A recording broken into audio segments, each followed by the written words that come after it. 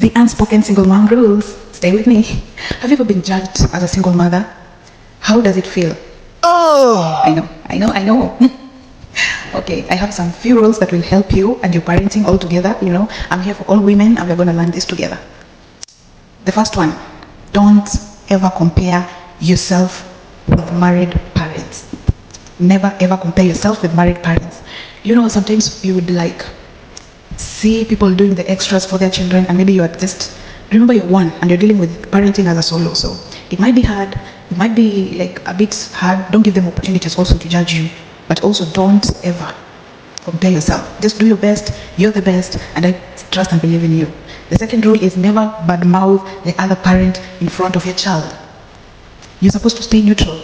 And I don't mean the widowed, because that is another story. I'm going to give you a story of which I have lived in, and I know I have experience in it, so I'll tell you about what I know about, okay? Never badmouth the other parent. Children are so judgmental, and they have a very, just let them be children, let them judge for themselves. They'll see whatever you want them to see. For example, don't explain for the other person. For example, you were supposed to take something to him, and he didn't. Maybe he was supposed to take something to your child, and he didn't take it to him. Now don't explain to the child for him. If your child asks, tell them to ask their dad, because they can judge for themselves. You might be wrong, you might be right, and let them have an opportunity to judge on their side. Sometimes we brainwash them, and maybe things didn't work out well with you too. Don't drag your kids into the disagreement. Just stay on neutral grounds. Make the co-parenting work. If it doesn't also, as a single mom who's not co-parenting, just do your best and avoid all other things. The third one is don't use your child as an emotional confidant. As I said, your child their minds process very slowly, and just let your child be a child. I understand you might have a lot of traumas as a single mother. Sometimes you struggle to find yourself. You have emotional draggings, you have your lows. It's good to allow your child be a child, because there are some things that, as much as he or she might seem matured, they cannot process them as kids. You bring them a lot of trauma. Find a best friend. Sometimes we have even ChatGPT. You can rant on ChatGPT. It's not just mental, by the way, I tell you for sure. You can rant on ChatGPT, but just allow your kid to be a kid. Don't bring your trauma to your child. Let them live their lives. Everybody has a story. They have a different book. It's not the same as yours. So allow them to be kids. Just let them process their things in their own way. Stop ranting to them about adult stuff and assuming that they understand or they're learning quicker. I know, but to some limit. You can make them understand the things that you want them to understand as their early ages, but please don't make it seem like they should understand your whole life. No! Yeah, no good at all. No good for their age. It's okay. If there's something you feel like you can't tell them, they need to know, make sure it is easier for them to process at their age. Okay, the next one, don't feel guilty for prioritizing yourself. I spoke about this on the other video. You can search about it.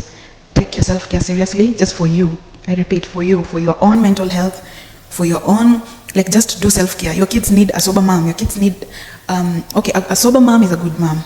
When you do those, what do we call them? When you go for yoga, when you go for, just make sure you do self-care. I don't mean just the face, the dressing, no. I mean also your mental health, your wellness. A good mom is a sober mom. Okay. Another one is avoid making major decisions in fear and loneliness. I think that one is self-explanatory. Just don't make major decisions. You don't make decisions when you're angry or when you're lonely. Sometimes you might do things that don't... Remember, you're the primary parent to that kid. They don't have a backup. So you must make sure the decisions you make will affect your child positively.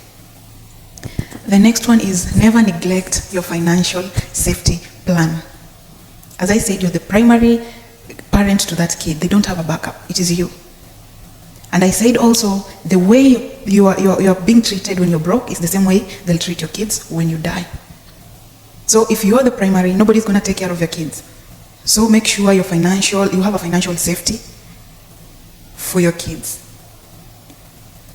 The other one is don't forget to celebrate the small wins.